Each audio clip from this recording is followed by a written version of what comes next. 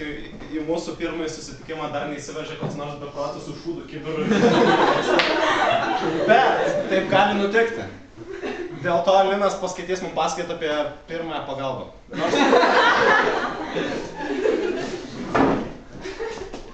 Tai sveiki, čia studentai gerbiami, aš esu daktaras Petras Kisielius, žymus ateitininkas ir papasakosiu jums tokį svarbų dalyką. Iš tikrųjų, kiekvienam jūsų galbūt kasdieniam gyvenime, jeigu jūs eisit gatvę ir pamatysit stotelį kažkokį gulintį žmogų, kuris dažniausiai būna mergaitė.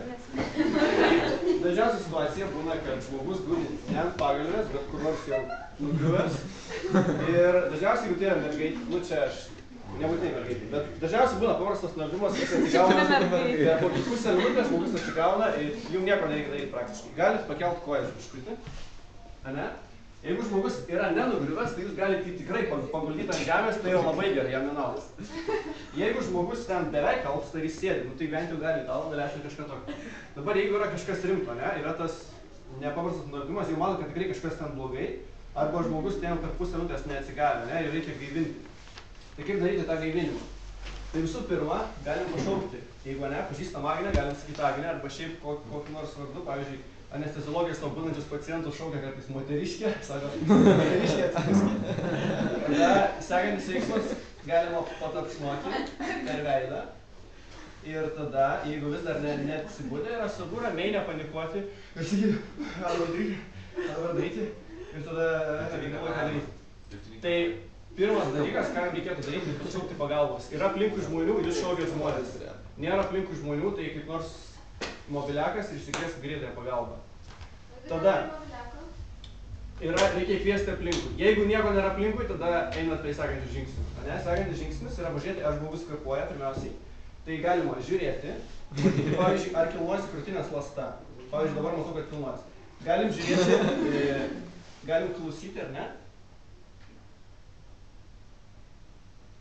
Negirdžiu, manau, šios pacientė nekvėpuoja.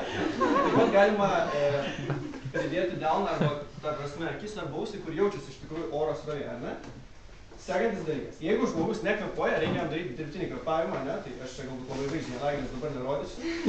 Bet kokios yra dažniausiai klaidos, ne? Ką bent jau aš darau. Ir vis laiko užmirštu spausti nosį. Labai svarbu užspausti nosį, nes jeigu neužspausti nosį, tai būsit per burną, tai viskas išeit per nosį, ne?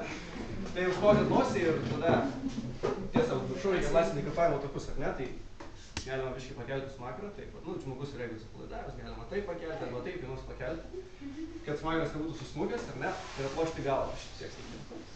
Ir dabar taip pakelti, kaip mokė, aš neatsimenu, biškai taip reikėtų pakelti smakrą. Ir tada taip daryti kvėpavimą. Du įpūtimai turėtų būti tokia vidutinė, ne tai, kad ten jau ir visą plauti, kad susprogdinat, bet tokia vidutinė. Ir toliau sekantis veiksmas žiūri, ar yra kraujotaka, ar ne? Čia visi žinot, yra miego arterija. Šitas žmogus turi kraujotaką, ar ne? Tai jam nereikia daryti dirbtinės kraujotakos. Jeigu tos kraujotakos nėra, tikrai neužčiapėt, arba jau matote, kad žmogus ten totaliai baltas, ten... Nu, jeigu atsalės, tai jau gaivinti nebereikia iš tikrųjų. Bet jeigu tai baltas, tai dar šiltas. Tada dabar kaip reikia daryti gaivinimą, ar ne? Ties krūtinkauliu, kur baigėsi krūtinkaulis, maždaug čia, reikia dėti 2 delnus. Ir turi būti, nu aš toliau rodysiu pagalvės, turi būti status kampas, pečiai turi būti čia, okei? Ta prasme, pečiai, ne tai, kad va čia taip darau, negalima sulenkti alkūnių, turi būti tiesų per alkūnės ir status kampas. Ir visus savo kūno svoriu, daryti 30 paspaudimų, turėtų pajudėti žmogaus krūtinkaulis kokius 2 cm į vidų. Jeigu sulaužysit šonkaulių, tai yra gero gaivinimo ženklas. Dabar. Taip, yra leidžiamas sulaužyti šonkaulių. Reikia pakankamai stipriai paspausti. Taip yra daroma 30 kartų ir iš maždaug 100 kartų per sekundę greičiu, ne? Va tokiu greičiu maždaug. Skaičiuojam 30 per sekundę. 100 kartų per minutę. Ir tada yra toliau viskas iš naujo, vėl kartuojam. Žiūrim, ar žmogus kvėpuoja, įpučiam ir toliau ten gaivinam. Tai va, atsigavo žmogus.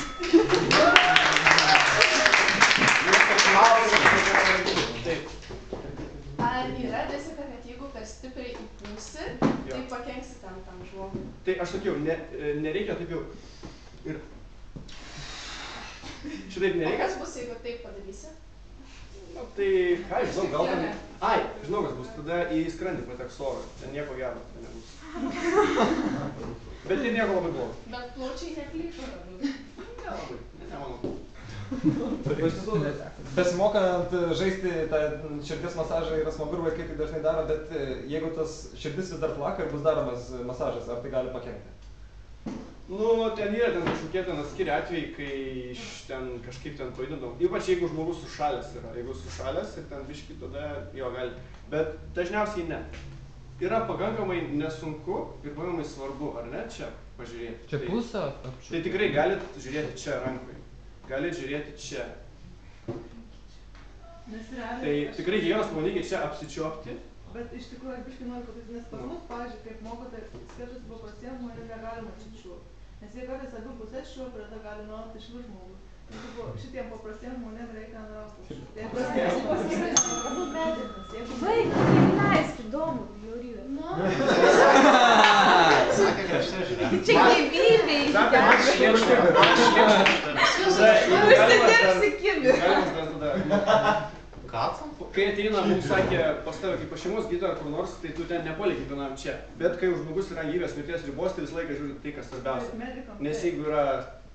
Medikai visada, bet jeigu yra žmogus ne medikas, jis turi čiuopti būtent ranką. Ok. Taip, bet jeigu yra, tai neužšalda, ne? Jo.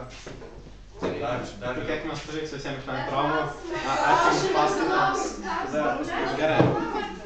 Pasirėk. Ar kada nors yra tekę tokia kritinė situacija, kai kam išvien? Ne. Galėjai pameluoti.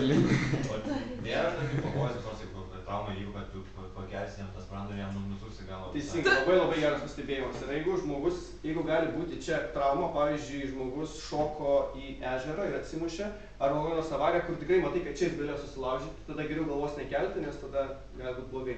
Tai tada net lošus galvos yra tik tai pakeliamas smakras ir toliau tęsiamas įpūtimai. Dar klausimų? Klausimų. Ačiū.